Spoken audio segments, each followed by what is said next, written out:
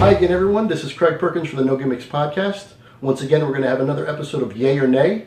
Todd and Dale are going to discuss 10 topics, give their vote yay or nay. I'm going to give a point to whoever I agree with. So let's start right off and get to the first topic. Okay, today our first topic is going to be Kenny Omega. He has decided to stay with New Japan Pro Wrestling. Was going to go to WWE apparently, but didn't happen. Let's hear from Dale first. Oh, this is a good first topic to start with here. Whether or not we like Kenny Omega staying in New Japan Pro Wrestling, I'm going to say yay. I like the move. I think this is where he has made his money. Any longtime fan is going to remember him from a Ring of Honor. That's kind of where I remember him. I never thought at Ring of Honor that he would be a main event caliber player, and he's gone over to New Japan Pro Wrestling and proven me wrong. So I think in his best interest, I think that's where he needs to stay, because that's where he'll continue to be that main event guy leading the Elite Bullet Club over for New Japan Pro Wrestling. So I'm a yay. Okay, that is a yay from Dale. Todd, what's your take? Believe it or not, I'm going to actually go nay on this one. My take is, I think sometimes what it comes down to, not only in the pro wrestling business, Craig, but in any business, you've got to strike while the iron is hot. Now tell me that was not the perfect timing for Kenny Omega to make the jump over here to a mainstream company like the WWE in the United States. You had all this hype. You had all these people predicting when he was going to show up in the Royal Rumble and all this stuff. And then all of a sudden, word starts coming out. He's not going to show up. He's going to go ahead and he's going to, commit to New Japan and stay on there and try to compete possibly for the IWGP heavyweight title. And not saying necessarily that that's a bad thing.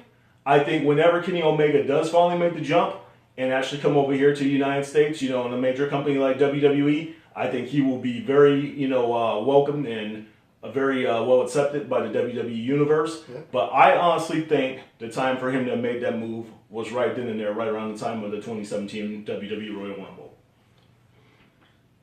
I'm going to agree with you. Okay. I believe that everything you just said makes perfect sense with that. That was when he should have made the move.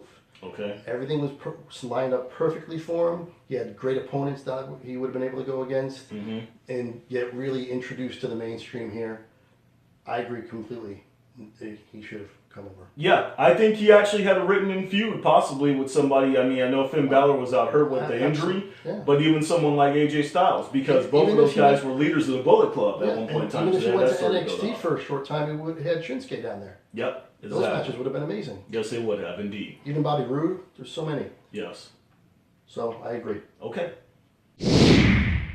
Okay, after one topic, Todd is in the lead 1-0. And we're going to move to topic 2 now, which is Nigel McGinnis has decided to leave Ring of Honor. And first we're going to hear from Dale. Dale, take it away. All right, next up is the first of 2 men leaving Ring of Honor for WWE. And it's Nigel McGinnis. And for this one, I'm going to have to say yay to Nigel leaving. He was more of a backstage role in Ring of Honor. And with WWE now, he gets to be on the camera at the announce table for NXT. We saw him at the WWE UK Championship Tournament. So definitely look forward to seeing and hearing more from Nigel. So it's a yay for me. All right, so Dale has decided to say yay. Do you agree or disagree with that? I've got to disagree. I have been a huge fan of Nigel McGinnis for a long time, even going back to the time when he was in TNA, Dot Impact, known as Desmond Wolf, and he had some great matches with Kurt Angle, and he was tied in with the British Invasion stable. Yep. My main reason for saying nay to this topic is I felt that not only did Nigel have a very good thing going, working alongside Kevin Kelly there in ROH, they had great chemistry, they were a great on-air duo, but I worry about what future WWE has for this guy if things don't pan out with this proposed British weekly television show that I keep hearing about. Well, he is now on NXT. He is, but I almost kind of feel like he's the third wheel. I don't quite feel like he's the natural member of the team. I think the team really is Tom Phillips and Percy Watson. Yep. So I kind of feel like he's just kind of there for the time being until the show happens. But what if this show does not happen and they go along with the plan of keeping the WWE UK title being defended on NXT, or possibly if they choose to move it elsewhere. Like, what if they move it up to SmackDown by some chance? You know, you have the cruiserweights being exclusive over there on Raw. It would almost be, you know, it would make the most amount of sense to give something exclusive to the SmackDown brand. Then what do they do with them? Do they just keep them down there, you know, on NXT? So it's just too many question marks. It's just too much uncertainty. That's why I have to go name with this one, Craig. And I'm going to agree with Dale. Figures. The reason why is everything you said is true, but even if they move it up, they can do with Nigel what they do with Austin Aries. And during those UK matches, if they move it to SmackDown, he can come in and broadcast during those matches. Good point. He can possibly, even though he might be the third wheel in NXT, there's a possibility he could stay there. Right, of course. And I think the actual most likely thing is I think they're going to go all in on this UK show. I think it will happen, and therefore he's locked into that. So I think it's nothing but good things, and he's going to be fine. I'm going to have to say, you know, as much as I do agree with a few of the points that you made, I'm sticking to my guns here. I used to be known as a hired gun when I was a pro wrestler, no pun intended, but I just had to throw that in there. My whole thing is, if you continue to oversaturate WWE programming, right now with Raw, 3 hours per week, SmackDown, 2 hours per week, 205 Live, an hour, NXT, an hour. Do not forget about the fact that WWE Main Event still broadcasts. That's 8 hours worth of WWE programming a week. Talking Smack. And I mean, if you want to count the stuff like Talking Smack and whatnot, that's what, an hour or 2 hours? No, Talking Smack is about a half hour. Okay, so that's a half hour. So if you give that show even an hour, that is close to 10 hours worth of WWE programming per week. Not only does it mean more TV that me and Dale got to watch, and you got to watch in order to put on the No Gimmicks Podcast for our viewers and our listeners, but I'm just saying, you kind of begin to lose the quality of the product when you oversaturate. Possibly, but the products are unique in themselves. NXT's got its own feel and look. Even 205 Live does. The UK tournament had a great unique look. I thought I loved that. It did. And if the show has that kind of same feel, that's kind of its own thing too. And not everybody has to watch everything. Maybe you like 205 Live, but you don't like the UK. And I like the UK one. I don't like NXT. So I think it's more about options rather than oversaturation. But they are getting dangerously close to that. But I don't think they're there yet. All right, Craig. Thank you. Okay, we have 2 topics down. You guys are tied, 1-1. Yes, we are. We're going to go to the third topic now, which is Steve Corino has also left Ring of Honor, and we're going to hear from Dale on that topic first. All right, now to Steve Corino, the second man to leave the ranks of Ring of Honor for WWE. This one I'm going to go with a nay. He's just working as a trainer at the Performance Center, which I believe is a good thing for him. But you know what? I'm going to kind of miss him a little bit more at Ring of Honor, sitting at the announce table, getting in the ring, doing some stuff, than Nigel, who was just backstage. So definitely I'm going to go nay to Steve Corino just because I'm going to miss his time at the announce table. Okay, so it is a nay for Dale. And what is your take, Todd? I'm going to go yay on this one. Now, I got to say this. ROH never ceases to amaze me. These guys, they have, you know, it might not come off this way on their weekly TV shows and whatnot, but they've got a very deep talent pool. Because it seems like as soon as they lose someone big, someone else, you know, the next man steps up to the plate. But in this case, they're in a very big, you know, like transition here. You lose both Nigel McGinnis, who was on air for ROH, and you lose Steve Corino just within like a few weeks of one another. So the question is, you know, who's going to help Kevin Kelly out there in the announcing booth on ROH? And from what we're being told, it's going to be Don Callis, formerly known as Cyrus, and also a member of the True Commission as the Jackal. But anyway, that's a different topic for a different time. You're asking me as to how I feel about Steve Corino. Steve Corino, from what I've heard, is going to actually accept the position as the head trainer at the WWE Performance Center.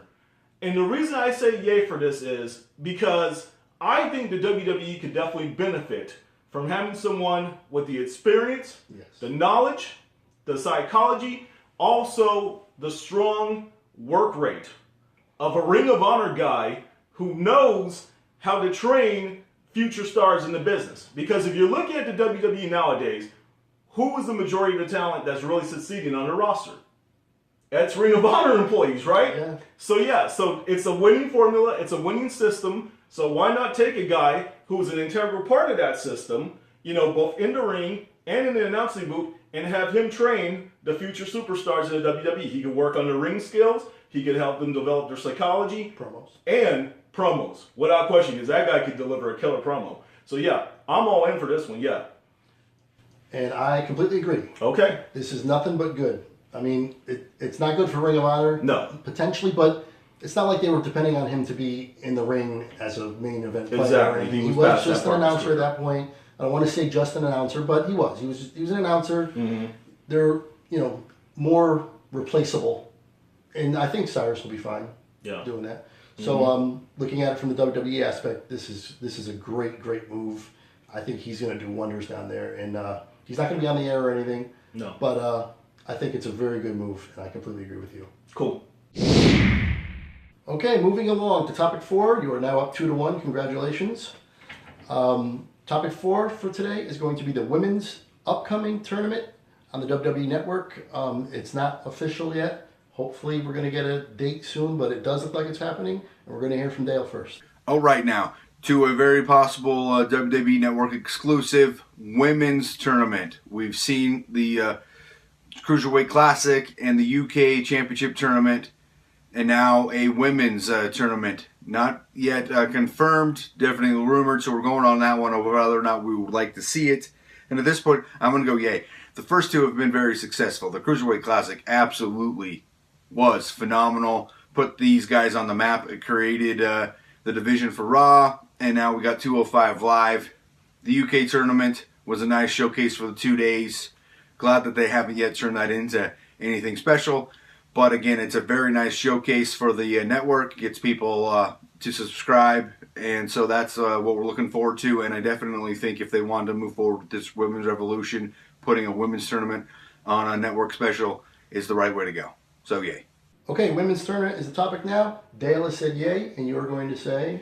I'm going to say nay on this one. And as much as a proponent I am of, them making the transition of the women's wrestlers from divas to actual women's wrestlers, also the whole women's revolution thing, them allowing the women to have the steel cage matches, Hell in a Cell matches, main event pay-per-views, and weekly shows. I think it's they're great. pulling it off. They're doing a great job. However, this is my main concern, and it kind of goes back on my earlier point. I think what WWE is doing, they're using these tournaments as an avenue to not only create a new title, but also to create a new weekly television show. Possibly. And you mean to tell me, we already went over this, Craig, that there's going to be close to 10 hours of programming and they might possibly add another women's title to the fold and possibly a women's weekly program? As if they're not already, getting the opportunity to be featured on both Raw and SmackDown and NXT. I just don't think it's necessary. It's kind of funny because before we actually went into this topic, you have brought the point, well, what if they just pulled the women from off, Raw and SmackDown and basically just let them compete on their own show and almost kind of have, their own division that is just one in itself away from the men's. Yeah. I don't think that's a very good idea. I think they kind of like the fact that they're featured on the program with the male superstars as well. And for that reason, I have to go nay. Okay, that aspect that you just said at the end there, I agree with. Because they should, I want them still on Raw and SmackDown and NXT. But the reason why I'm going to agree with Dale here, I'm now tired again now. I noticed that. But I'm going to agree with him because they're not going to do what you're saying. They're not going to do another show and another belt. I don't think. Do tell. I don't think. Okay. If they do, then I'm going to. I reserve the right to switch because if they do, then I'm going to agree with you. But I don't think they're going to go with that. I think this is strictly a search for more talent. Mm-hmm. And once they find the ones they like, they're going to divvy them up on those other shows. This won't be a new belt. I don't think it's going to be a new show. Mm-hmm. I could be wrong, but if that's the way they go, I like it because more talent is always good. You can find the next superstar. You never know who you're going to find. You could get some, fantastic wrestler no one knows about. Mm-hmm. Put them on SmackDown and Raw. Let them run, and it should be good for the division as long as they don't do a whole nother show and another belt. And I don't think they're going to. Yeah, I certainly hope not. I actually hope for the sake of the women's division that they do go in the direction that you're going in. Yeah, as a search. Yeah. In a structured format for people to follow as they're doing that search. Mm-hmm. Another show. Maybe they'll watch, maybe they won't, but I think it's more about finding talent. Okay, but just to reiterate, like I said, I do have my own share of concerns, and that's why I was. And they're valid. I agree with that, but I am going to side with Dale on this one. Okay, fair enough. Okay, we're tied 2-2. We got a dogfight. Yes, we do. All right, but we're going to hear from Dale next on the topic of Neville's heel turn. And take it away, Dale. I am an absolute yay for the Neville heel turn. It is what is basically now put 205 on the map. I'll save a little bit more for that later. But Neville was just swimming in the mid to lower level of the card. This heel turn has now risen him to the top of the card. He's now the Cruiserweight champion. So, and he needs to be showcased. It's like this guy has got phenomenal talents, and I definitely think he was not being used properly. Now we get to see him as a heel, and I definitely think he's carrying that persona very nicely. So definitely, absolutely love this move. And so again, it's a yay for me. Okay, that is a yay from Dale. I know you guys have been butting heads and going back and forth and disagreeing constantly. You can't disagree with this, can you? No, I'm not. I'm going to agree with Dale. Good. Yes, there's nothing negative that I have to say about the WWE making the decision to turn Neville into a heel. This was one of the best things that they could have done, not just to help, boost his career, but also it helps to boost the Cruiserweight division with his King of the Cruiserweights gimmick that he's got going on here. Also the fact, 205 Live. It's providing a much needed boost to that weekly program because they have their main guy now. Yeah. And it's a heel version of Neville that's just so dastardly, so mean-spirited, so opposite of what he once was. And I always kind of said, that guy, he just did not fit the whole goody two-shoes, clean-cut, superhero. And I like sometimes, I'm sorry to interrupt. No, go ahead. I like sometimes I don't like sometimes how someone will just, like they flip a switch and all of a sudden they're unbeatable, whereas before they weren't. They gave a valid reason where he even said, I was competing against guys double my size over there. Yes. Now I'm the man here. I'm the king of the cruiserweights because you guys are all my size or even smaller, and no one can beat me at my size. And it makes sense. It's valid. He's not a cowardly heel at all. Yeah. He's winning straightforward, and like you said, the turn, he's done wonders. I'm actually surprised how good he is at it. And his moveset has even improved from it. That guy, his moveset is so much more vicious. Like that superplex that he's utilizing. Did you see that, the superplex? Did you see the submission? Yes. Where the arm, yes. I like that. It's almost like the rings of Saturn. Yes. That Perry Saturn used to use. Oh, no. I'm digging that. Like I said, no. There is nothing negative that I can say about Heel Neville. I just regret the fact that I got to agree with Dale. But yes, I'm going to go yay. Yay to Heel Neville, definitely. Yeah, and 100% agreed. So all three of us straight across the board. Clean sweep. All right now. Okay, it is now 2-2-1. We have a tie. Not for long, though. Okay, well, we're going to hear from Dale first on 205 Live. The show is kind of up and down and definitely varied opinions. Let's hear Dale's. All right, so Neville heel turn has re-energized 205 Live, or maybe I can't even say re-energized, has energized 205 Live. So that's why I got to give it a nay, because coming out of the Cruiserweight Classic, which earlier I said absolutely was phenomenal, it killed. Huge success for the WWE Network in showcasing these cruiserweights. They have failed to capitalize on that momentum. I think a lot of that is dealing with the bigger crowds, as we've touched on in previous newscasts. I don't know if the post-SmackDown crowd is really digging another hour worth of the cruiserweights. So right now, 205 Live is a nay. Neville has helped boost it, but it's still got a little bit of room to go. So again, nay. Okay, 205 Live, it is a nay from Dale. What's your take, Todd? I'd say maybe within the past month or so, I would have agreed with Dale, and I would have gone nay as well. But you know what? Time has passed, and there have been a couple of things that have swayed my opinion in the yay direction for 205 Live. At first, 205 Live, it was dull. You did not have a main heel or a main face to really carry the program. Now you do with Neville as the main heel. You have Jack Gallagher as the main face. Two very strong characters, both British guys too, so they have that natural, written-in rivalry there.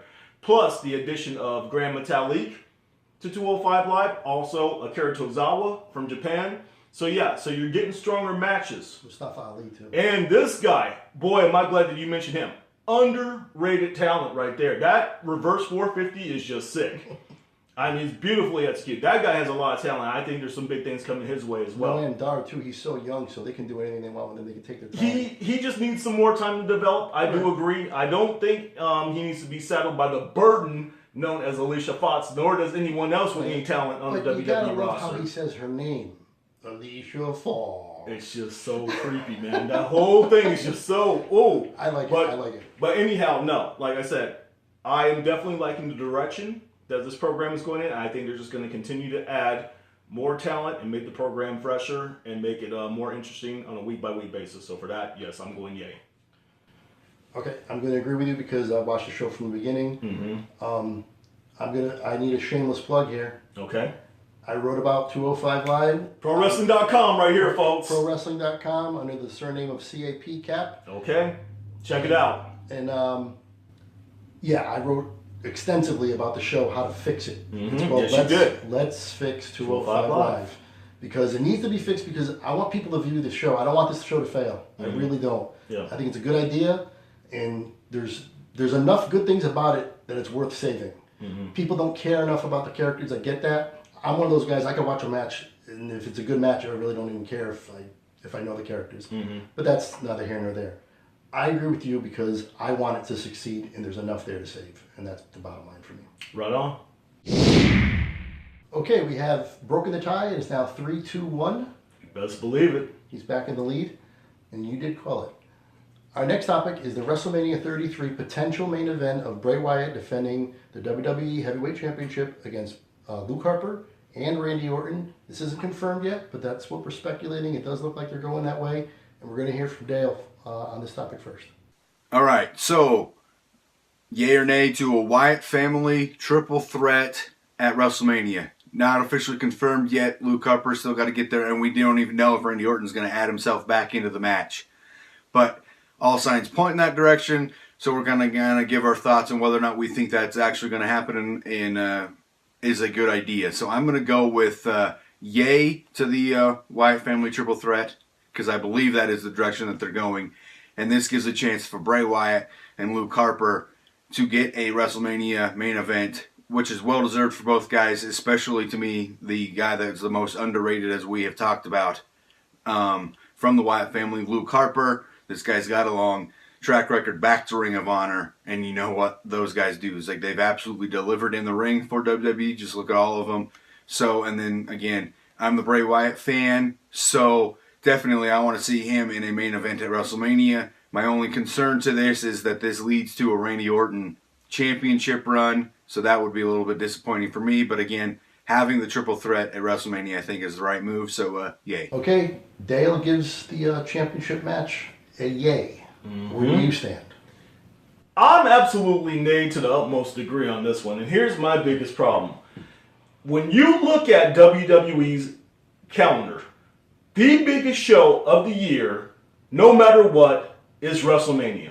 Absolutely. Okay? Yep. It should outshine every other show, every other card that you will see. When I look at a potential matchup involving any of those three guys, now Luke Harper, who I'm actually a very big fan of, and I've actually grown on, or Bray Wyatt has actually grown on me from the work I've seen out of him lately. And Randy Orton's kind of one of those guys, you know, he kind of spent some time outside the ring due to filming movies and injuries and whatnot, but Randy's cool. I don't have any issues with Randy. My biggest thing is this: those guys just lack star power. They just lack star power. Now, could that match possibly be on the card of WrestleMania? Sure. But as the main event, I think not. When I'm thinking of this scenario that has unfolded here recently, so we have the implosion of the Wyatt family. Randy Orton chooses not to take the title shot that he won by winning the 2017 Royal Rumble to face Bray Wyatt. Right. So then they have a Battle Royal. The Battle Royal, which had a finish which was botched, by the way, I might add, because AJ's feet clearly touched the floor first, and Luke Harper should have actually won the match outright. Brett Luger, it was not. No, it was not. So now I guess they're going to have a one-on-one match between AJ and Luke Harper, and then whoever wins that match will get to challenge Bray Wyatt. And we know that Randy's going to find some way to weasel himself back into it since he has that title shot from the Royal Rumble. Yeah. So this is my take on it. Like I said, they're kind of in a pinch now because, like I said, it's going to be hard for them to actually put AJ Styles over. But I think AJ Styles needs to win that match against Luke Harper. And I think they need to do either Bray Wyatt against AJ Styles one-on-one because he is the best worker not only in the WWE. I think that guy is the best worker in all of professional wrestling. Right now, yeah, he's on fire. He can drag a good match out of anyone. And one of the strong rumors is that if they do decide to go with that potential triple threat main event for the WWE heavyweight title between Luke, Bray, and Randy, that they're going to have AJ face off against Shane McMahon, which I just absolutely hate. I hate that too. Yeah, because it's just like it's going to be AJ carrying Shane McMahon as he like jumps off of like the roof or something like that, and you know that's basically all that guy can do nowadays. Yeah. But yeah, I just cannot vouch for this match. I would much rather see either Bray Wyatt against Randy Orton and AJ Styles, or just Bray Wyatt versus AJ Styles straight up as the main event at WrestleMania 33. So for that reason, I'm going to have to go name. Okay. This is like 51-49 for me. Okay. I really am torn. You make valid points. Wow. What if they do a fatal four-way? That being AJ, Bray, Randy, and Luke Harper. Elaborate. Would that make you more into the match? Would that sway you? Possibly. I see your star power argument. The only thing I would say is, yes, we use the term main event, and they are using the term main event because it is a championship match, but it's not really the main event. They have like 3 or 4 main events every year. Caliber matches, yeah. You know, they call all of them main events. Mm-hmm. The main event is going to be Goldberg against Lesnar, most likely for the Universal title. Which, unfortunately, that's another topic for another day. Mm-hmm. But that's going to go on last. That's your main event. So the star power aspect, it doesn't really matter to me because it doesn't need it. It doesn't. It's a championship match. It should be a good match, and I guess I'm going to go with yay on it. Okay. Like I said, I'm torn. It's very close, but they've been building this Wyatt thing up for so long. They have. And to see it come to a head at WrestleMania is like a fitting conclusion. It's a fitting setting. Mm-hmm. Fitting setting, yeah. So I think I want to see that conclusion. I want to see this play out. So therefore, I'm going to go with a yay. And it will be interesting if they go in that direction that basically Randy was playing the Wyatts all along, and then he walks away with the title, and basically, those 3 are kind of left, separated from one another. Yeah. Okay, we'll see how it all unfolds here. Here we are again. It is 3-3-1, tied up again. For now, at least. For now. We're going to break it because we're going to hear from Dale next on Aaron Rex's new gimmick from Impact Wrestling. It's definitely unique. And let's hear Dale's take. I got to go nay to Aaron Rex's new Liberace-inspired gimmick. It's just not really working for me. But I don't know what's more of the nay to me. That this was a gimmick that he pitched to WWE, or the fact that TNA is actually rolling with it. Because obviously he went to Impact Wrestling because they were going to give him a chance to be more himself, be more creative. And this is what he came up with. And it was an idea that he had pitched to WWE and they had turned down. So I kind of agree why WWE wasn't for this gimmick. And again, it's a nay for me. Okay, it is a nay from Dale, and I'm very interested. What is your take on this ridiculous gimmick? I'm going to be perfectly honest with you. At first, when I saw him make the transition, I was wondering, I said, why in the hell is Aaron Rex wearing rings on his fingers like Liberace? It is that. And little did I know that he was actually going to make the transition from being Aaron Rex, the wrestler, to being practically a Liberace impersonator. But you know what, man? I could honestly say, I think it's entertaining. To be perfectly honest with you, I actually am a bit intrigued, and it's added some flavor, and it's added some personality to the former Damien Sandow, who was very entertaining in the WWE. This guy just lacked something. The moment he made that jump over to Impact, he just was not as interesting. He was just kind of dull. He had a great promo upon debuting. But besides that, his momentum was gone. His matches for the grand title just weren't really, worth checking out. Now I have a reason to tune in. This guy, he is a character. He's flamboyant. I think the addition of adding Rockstar Spud is kind of like his announcer. You can't just say Aaron Retz's name. You gotta sing it, Aaron Retz, or something like that. But yeah, I just think, like I said, I just can't help but smile and laugh, and enjoy the gimmick. Hey, it's definitely different than what we saw from him and Damien Sandow. But hey, it's 2017, Craig. Be who you want to be, right? I agree with that. Yes, absolutely. Be who you want to be. But this is a nay. Okay. It doesn't fit him. Do tell. It doesn't fit him. This character. Why? I see him as a wrestler acting like a character. So it's not genuine, in other words. Right. Okay. When it's the wrestlers are the best when they are portraying a character that is very close to their real life self. That I agree with. And they just ramp it up. Mm-hmm. This isn't his real life self. Okay. And I would prefer if he tried to go back to more of the Damien Sandow intellectual character more. That fit him. They just didn't do enough with it. That's tough to argue. Yeah. And I think it would work, give it another shot and it could work here. So I don't hate it. I'm definitely not loving it though, and I'm going to say nay and agree with Dale. All right then. We are no longer tied. No, we are not. You're falling behind. It's 4-3-1. You got to win this one. All right, we're going to hear from Dale next on the new Anthem Impact logo, and take it away, Dale. I got to go nay on Anthem's logo. I kind of don't really get it. I don't understand what the owl has to do with Impact Wrestling or Anthem Sports. To me, it's like I see the owl and I think New Day, and that's a completely different company. And I don't quite think if you're a wrestling company, you want people thinking about WWE. This is Impact Wrestling. I see an owl. I think New Day, that's WWE. That can't be a good thing. So definitely it's a nay for me for Anthem's new Impact logo. Okay, the new Anthem logo, it is a nay from Dale. And we were talking earlier, so I know you've got a strong opinion. Take it away. Without question, that has got to be one of the most hideous, atrocious, absolutely awful-looking designs for any professional wrestling company, not just here in the United States of America, not just in North America, but in all of professional wrestling worldwide. That design, I don't know who put it together. Was it one of the members of the New Day? Because of the whole thing with the owl? Was it an advocate for owls? I just do not get it. Okay? Now, they recently went through a transition.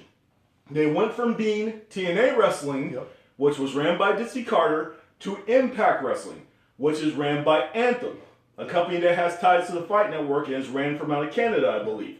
Yes. What in the hell does an owl have to do with any of those things, Nothing. Craig? Nothing. Okay? So for that reason alone, I'm agreeing with Dale. I don't think you can defend this, but I'm going to let you speak for yourself here. Nay. It is nay across the board. Okay. I will say this, if they took that owl out of the logo, Yes. it would be a fine logo. There's nothing wrong with it. But I just don't get the owl. Like, it's distracting. It's very, it's broad. It kind of takes away from the whole thing. And like you said, there's no connection. I don't get it.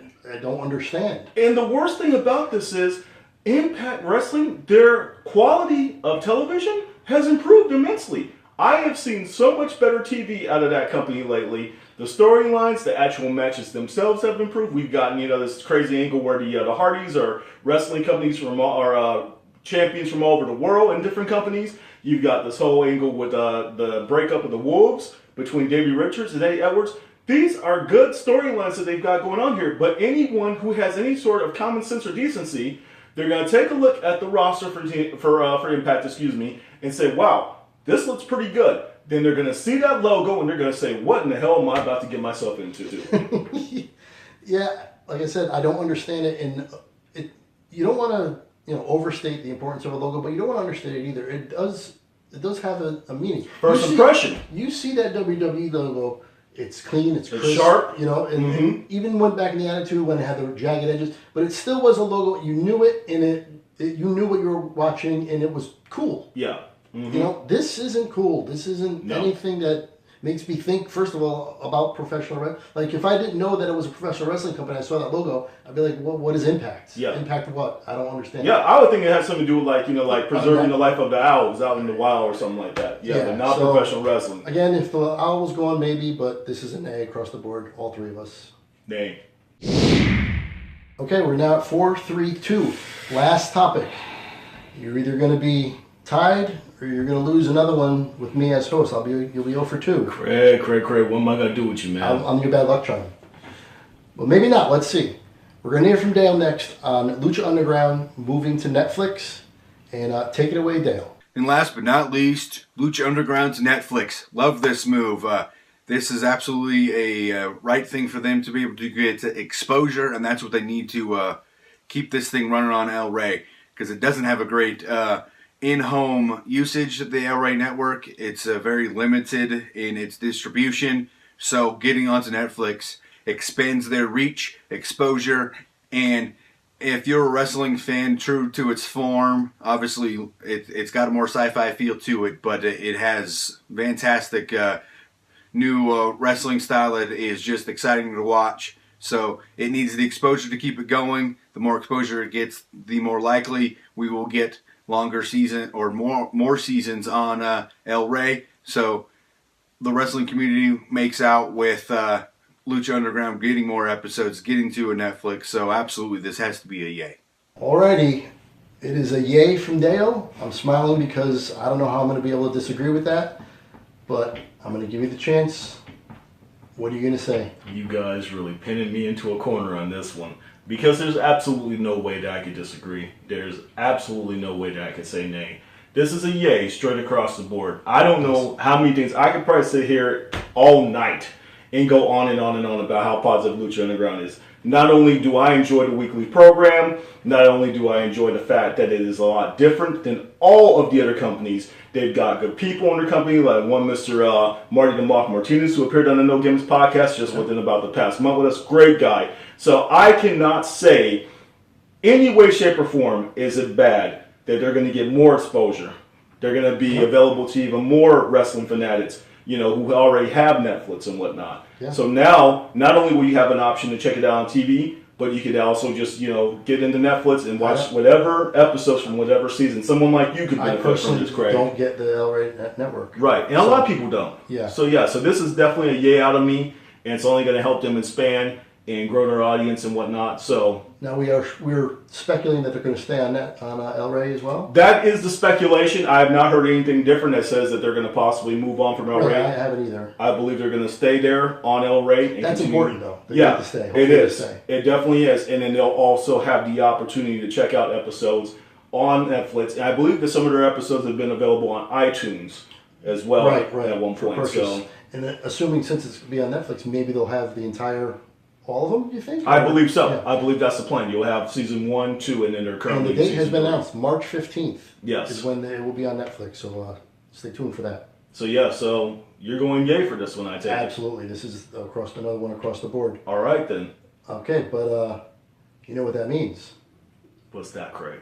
You are 0 for 2 with me as host on Yay or Nay. Dale, you got me again, man. Dale wins. So Dale gets the final word. 4-3-3. 3 ties. So that means Dale gets the final word. You've earned it. The floor is yours, my man. All right. Now we talking. Thank you, Craig. This is fantastic. You are a welcomed addition to the team, obviously, because you keep picking me in yay or nay. So this is how things go. So I get the final word for our episode of yay or nay. And it's going to have to go back to Impact Wrestling. It seemed like it was one step forward with Anthem Sports taking over, when it just seems like money issues were out of control for them, and we weren't sure how long they were going to last. Anthem Sports took over, and now the money things seem to be in order. But 2 steps back, they've now lost Drew Galloway, they've lost the Hardy Boys, and now you got to look at this roster, and you're like, is it really a roster that has people wanting to tune in every Thursday? I think some repairs need to be made to that. So we'll see where Impact Wrestling goes from here, and we'll see where Drew Galloway and the Hardys go from here. Please visit our official YouTube channel. You can find us at www.youtube.com/The No Gimmicks Podcast. If you would like to receive our notifications when we release our new episodes, then please subscribe. We would like to hear from our viewers, so please leave us some feedback in our comments section on our official YouTube channel. Also, please like us on Facebook and follow us on Twitter at the No Gimmicks PC. Be on the lookout for my updates on my personal LinkedIn account weekly, usually on Monday afternoons. Also, check out Craig Perkins' weekly article featured on ProWrestling.com. And remember, sharing is caring. Feel free to share the links to our episodes with other pro wrestling fans on your social media accounts as well. That does it for this episode of No Gimmicks Podcast. For my tag team partner Dale Clifford in Fernley, Nevada, this is Todd Smith in Bristol, Connecticut signing off. Until next time around, y'all take care.